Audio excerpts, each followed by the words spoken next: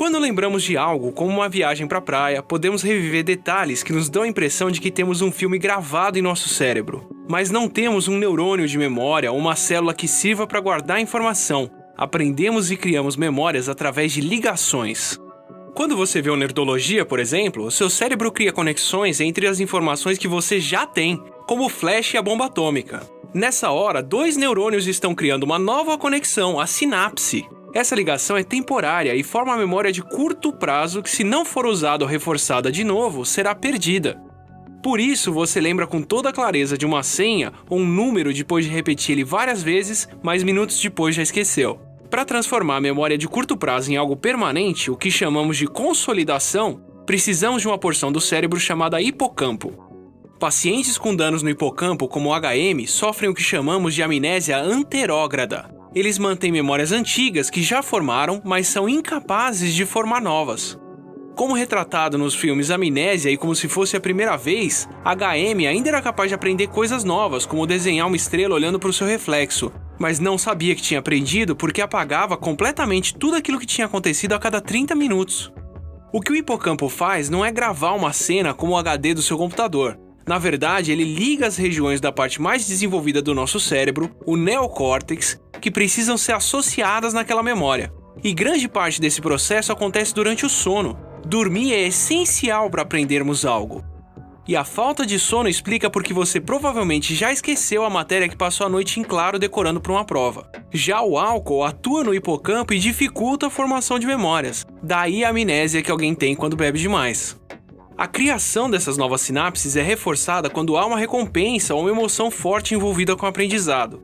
Por isso tendemos a lembrar mais de situações onde nos saímos melhor, e por isso momentos de medo ou estresse são mais memorizados.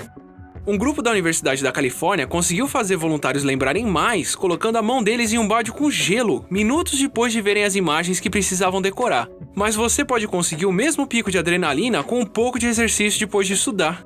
Aquela viagem que você lembra não está gravada, ela é um conjunto de sensações que você desperta, de sons e imagens que são recriados no cérebro toda vez que você pensa nela. E quando lembramos de algo ou recontamos uma história, acrescentamos novas informações em uma memória antiga, o que pode mudá-la. A psicóloga Elizabeth Loftus demonstrou isso muito bem quando induziu voluntários a lembrar de terem abraçado Pernalonga na Disneylândia, simplesmente mostrando fotos falsas para eles. As lembranças foram tão completas e detalhadas que Loftus passou a questionar se pacientes e testemunhas de tribunais não tinham memórias induzidas. E você não precisa invadir o sonho de alguém para implantar falsas memórias, como a de uma viagem para Marte. Só precisa de amigos. Voluntários que haviam visto um documentário em um grupo de 5 pessoas foram perguntados sobre o filme alguns dias depois e lembraram com bastante precisão o que tinham visto. Mas quando foram expostos a respostas erradas dos outros 4, passaram a lembrar de ter visto as memórias falsas ao invés do que tinham respondido. Então acredite em mim quando digo que não houve continuação de Matrix. Mesmo memórias emocionais ou traumáticas que achamos que estão gravadas na nossa mente estão sujeitas a isso. Um grupo da Universidade de Duke entrevistou estudantes no dia 12 de setembro de 2001 e mostrou semanas depois que a lembrança de onde estavam no 11 de setembro se perdeu tanto quanto a lembrança de dias normais. Mas esquecer o que se passou não é de todo ruim. Existem pessoas como o jornalista russo Solomon Chereshevsky que não esquecem nada do que viram. Ele conseguia, por exemplo, decorar listas de 70 ou 100 palavras depois de lê-las uma só vez, ou lembrar que roupa havia usado em qualquer dia da sua vida.